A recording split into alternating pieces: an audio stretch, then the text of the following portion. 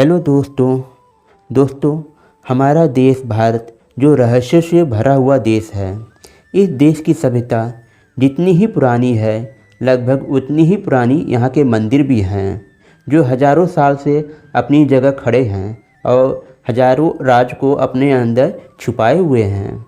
भारत में मौजूदा ऐसा कोई भी मंदिर नहीं है जिसके जुड़े हुए कुछ रहस्य वैज्ञानिक या आम आदमियों की चर्चा के विषय न बना हो।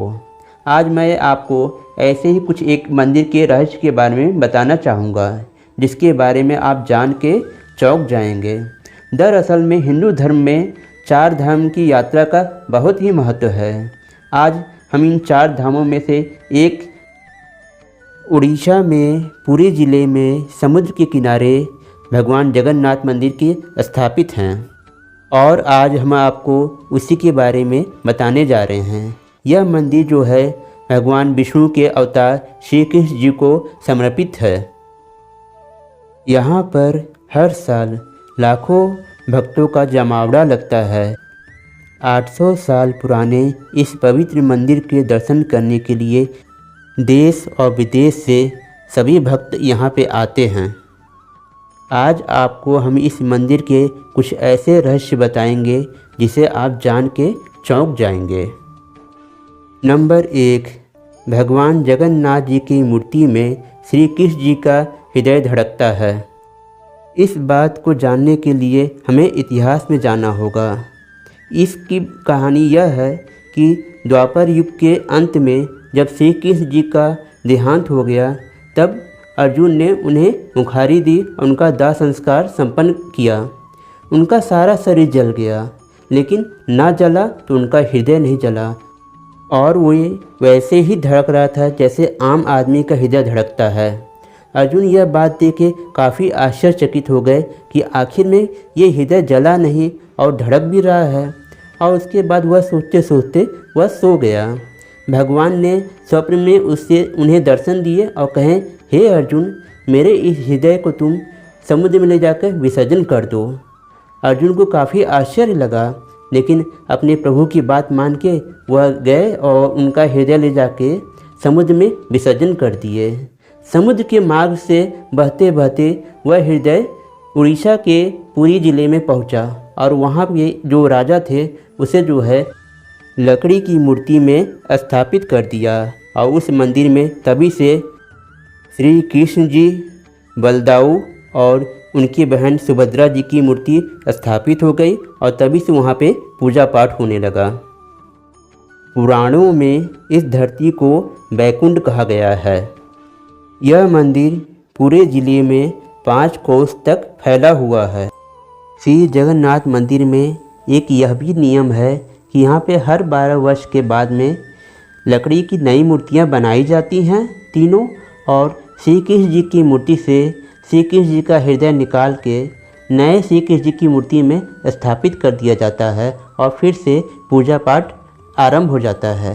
जब यह प्रक्रिया की जाती है उस समय प्रदेश की सभी बिजली की सप्लाई को बंद कर दिया जाता है। पूरे प्रदेश में अंधेरा रहता है। वहाँ पे चारों तरफ आर्मी के सारे जवान तैनात रहते हैं। मंदिर के परिसर में किसी का आना जाना सख्त मना होता है। मंदिर के अंदर सिर्फ पुजारी ही जा पाता है, वो भी उसका निश्चय पहले से किया जाता है कि कौन पुजारी अंदर जाएगा। वह पुजारी जब अंदर जाने लगते हैं तो उस पुजारी को भी जो है आँख में पट्टी बांध दी जाती है और हाथों में दस्ताने पहना दिए जाते हैं। उसे कुछ दिखाई नहीं देता है और ना कुछ हाथों से उसे कुछ महसूस होता है। बस उसे ये बताया जाता है कि आपको श्री कृष्ण जी की मूर्ति से हृदय निकाल के नई मूर्ति में डाल देना है और स्थापित कर देना है। अब पुजारी उसी मुताबिक अपना सारा काम करता है और यह जब प्रक्रिया जब चलती है तो कोई ना देख पाए, इसलिए इसका विशेष इंतजाम किया जाता है। रहस्य नंबर 2, हवा की विपरीत दिशा में मंदिर का ध्वज लहराना। हम लोगों ने हमेशा देखा है कि हवा की दिशा में हर मंदिर का ध्वज लहराता है और कोई भी ध्वज जो है हवा की विपरीत दिशा में नहीं लहराता है। लेकिन जगन्नाथ मंदिर में ऐसा नहीं है। जगन्नाथ मंदिर में हवा के विपरीत दिशा में हमेशा उनका ध्वज लहराता रहता है। इस मंदिर का ध्वज हर शाम को बदला जाता है। यहाँ का जो पुजारी होता है उल्टे वो मंदिर के शिखर तक जाता है और ध्वज को बदल देता है। अगर माना जाता है कि अगर कभी ध्वज अगर ना बदला गया तो यह मंदिर अगले 18 साल के लिए बंद कर दिया जाएगा। इसलिए यहाँ पे पुजारियों का नियम बन गया है कि वो हर शाम को जो है उस मंदिर का ध्वज बदल देते हैं। रहस्य नंबर 3, मंदिर की परछाई कभी भी ज़मीन पर नहीं बनती है। हम लोगों ने अक्सर देखा है कि दिन में या शाम को टाइम कोई भी भवन हो या मंदिर हो उसकी परछाई ज़रूर ज़मीन पे बनती है, लेकिन श्री जगन्नाथ मंदिर में ऐसा नहीं है। चाहे दिन हो चाहे रात हो, लेकिन इस मंदिर की परछाई कभी भी ज़मीन पे नहीं बनती है। उड़ीसा का पुराना नाम उत्कल प्रदेश के नाम से वह प्रसिद्ध था। रहस्य नंबर 4, इस मंदिर के शिखर पे लगा हुआ सुदर्शन चक्र। श्री जगन्नाथ मंदिर के शिखर पे अष्ट धातु का सुदर्शन चक्र लगा हुआ है, जो कि इस मंदिर की खूबसूरती को चांद लगा देता है। मंदिर परिसर के अंदर में आप जहाँ से भी देखिए उस चक्र का मुंह आपके तरफ ही दिखाई देगा। जगन्नाथ मंदिर पे 17 प्रमुख हमले हुए थे, जिसमें से चौथा हमला सबसे घातक था। यह हमला इतना तेज़ था कि मंदिर लगभग टूट ही गया था। वहाँ की कलाकृतियों को काफ़ी नुकसान पहुँचा दिया गया था, लेकिन हमले से पहले ही पुजारियों ने वहाँ की मूर्ति निकाल के दूसरी जगह पे गुफाओं में छुपा दी, जिससे इस कारण की वजह से श्री जगन्नाथ जी की मूर्ति की सुरक्षा हो पाई। और ऐसे ही बार बार श्री जगन्नाथ मंदिर पे आक्रमण होते रहे और मंदिर को क्षति पहुंचाती गई। 3 बार यह मंदिर टूट चुका है, लेकिन वहाँ के पुजारियों की सूझबूझ की वजह से श्री जगन्नाथ जी की मूर्ति वहाँ पे हमेशा बसती रही और इसी वजह से 144 वर्ष तक उन्हें जो है मंदिर से दूर रहना पड़ा।